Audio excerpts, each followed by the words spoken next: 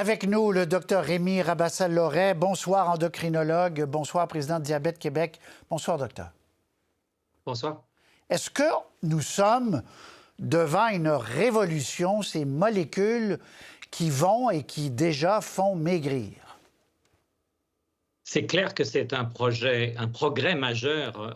On a eu derrière nous 30 ans de recherche avec des médicaments peu ou pas efficaces et dans certains cas peu ou pas efficaces et dangereux. Et là, on a un médicament qui n'a pas été développé pour ça, mais qui a clairement un impact très net sur le surpoids et l'obésité. Donc, ça fonctionne. Ça, non seulement... Quand la dame disait avant, je n'arrivais jamais à un point où je n'avais plus faim. Je mangeais toujours. Et là, j'arrive à un état de satiété. C'est le médicament qui fait ça et qui fait brûler en plus les graisses? Oui, alors en fait, le médicament ne fait pas brûler les graisses. Le médicament, il agit à plusieurs endroits. Au niveau du cerveau, il réduit la sensation de faim. On a moins souvent faim. Puis quand on mange, on a un sentiment de satiété, on est rassasié beaucoup plus rapidement. Le médicament, il ralentit aussi la vidange de l'estomac, la vitesse à laquelle l'estomac se ralentit, ce qui jusqu'à un certain point est bénéfique et peut aider. Bien sûr, si on pousse ce concept trop loin, ça donne de la nausée, qui est le principal effet secondaire de ce médicament-là. Donc c'est vraiment... Mais par ailleurs, ce médicament aide à sécréter l'insuline, réduit d'autres hormones, c'est là qu'il agit sur le diabète. Mais pour ce qui est de l'appétit, on a moins souvent faim, on est plus rapidement rassasié, ce sont les deux principaux éléments sur lesquels il joue. Mais si je veux perdre beaucoup de poids, si j'ai un surpoids important et que je prends de l'Ozempic 1 an, 2 ans, 3 ans, est-ce qu'il y a des effets secondaires indésirables? C'est un médicament qui a été très bien étudié pour le diabète de type 2. On connaît vraiment les effets secondaires. Le principal, c'est la nausée, surtout si ce médicament est introduit trop rapidement, monté en dose trop rapidement. Il y a quelques contre-indications à connaître, il y a quelques formes rares de cancer de la thyroïde, il ne faut pas le prescrire, les gens qui ont déjà des grosses inflammations du pancréas. Mais ça reste un médicament qui est bien étudié, sécuritaire, dont on sait dans le diabète de type 2, par exemple, qui réduit très bien le taux de sucre, qui ne donne pas trop de sucre trop bas, qu'on peut voir avec l'insuline, qui réduit le risque de maladie cardiaque et vasculaire chez un grand groupe de patients. Donc c'est un médicament qui a l'inconvénient d'être cher, comme ça a été dit dans le reportage, mais c'est un médicament bien étudié dont les effets secondaires, on est capable de les gérer et de savoir les patients à qui ne pas le prescrire. Bon, mais, docteur Rabassa-Loret, il faut le prendre, j'allais dire à vie, mais presque quelqu'un qui veut garder qui a perdu beaucoup de poids, que la courbe est descendue et qui veut garder ce poids-là, il doit continuer.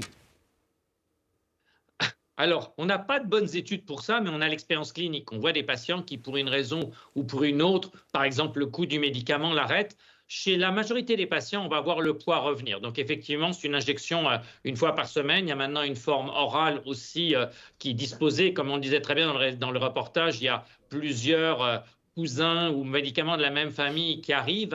L'expérience montre que la majorité du cas, quand on arrête le médicament, les patients reprennent du poids. L'idée, c'est que l'obésité est une maladie chronique. Si on prenait l'exemple de l'hypertension ou du diabète, on n'aurait pas l'idée de prescrire un médicament pour l'hypertension, puis quand les chiffres sont normaux, de l'arrêter. On sait que ça va remonter. Donc, on est dans le même genre de concept. L'obésité est une maladie génétique.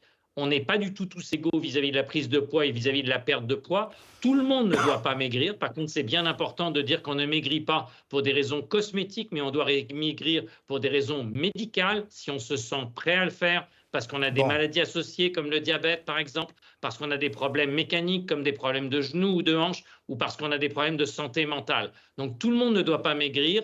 L'amaigrissement, c'est d'abord de la nutrition, de l'activité physique et du support mental. Si ça ne suffit pas, il y a une place chez certains patients sélectionnés pour l'Ozempic. Le problème, c'est qu'actuellement, le débat n'est plus raisonnable et raisonné. C'est soit tout le monde, soit personne. La vérité est forcément entre les deux. Parce que, donc, vous seriez d'accord pour que la RAMQ rembourse, docteur Rabassa-Loret, pour ceux qui en ont vraiment besoin, donc, pour maladie chronique, dites-vous, mais si on le rembourse pour un, comment faire pour distinguer l'autre qui voudra, pour des raisons esthétiques ou peu importe, perdre du poids? Ben, il va falloir trouver des critères comme la coexistence d'une maladie chronique, comme un risque très élevé de maladie chronique. C'est des choses qui se font dans d'autres cas. Même dans le diabète de type 2, où le gouvernement a offert un remboursement assez large, ce ne sont pas tous les patients avec le diabète de type 2 qui sont éligibles. J'ai des critères à respecter que je dois démontrer à la RAMQ. Donc, ce qui est faisable dans le diabète de type 2 devrait être faisable pour d'autres éléments d'obésité. Et puis, comme ça a été très bien dit dans le reportage, après ça, il y a qu'est-ce qu'on va être capable de s'offrir comme société et comment on peut introduire en même temps des mesures de prévention, et tout le monde n'est pas éligible pour le médicament. Si votre question c'est est-ce qu'on devrait prescrire ce médicament à quelqu'un qui veut perdre quelques kilos avant de partir dans le sud, la réponse est clairement non. Ça n'est ni utile, ni recommandé, ni recommandable. Très clair, j'aime. Merci. Docteur Rémi Rabassa-Lorey, vous êtes endocrinologue, président de Diabète Québec. Merci beaucoup. Vous êtes à l'Institut de recherche clinique de Montréal. Merci beaucoup. Au revoir. Merci.